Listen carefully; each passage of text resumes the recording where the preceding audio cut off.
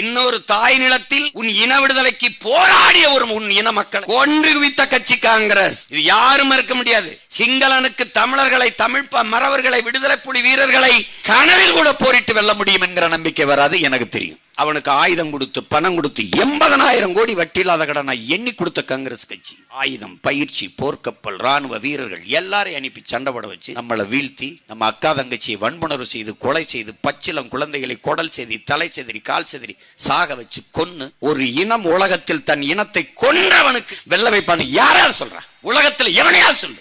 அறப்பைத்துக்கிற கூட செய்ய மாட்டான். மூளைங்கிற உறுப்பு, உணர்ச்சி சுத்தமானதும் கூட செய்ய மாட்டான்.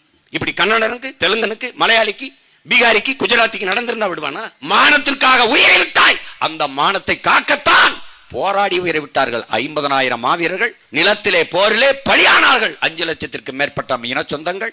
யாருக்காக? நாம் பெருமையோடு வாழ வேண்டும் என்பதற்காகத்தான்.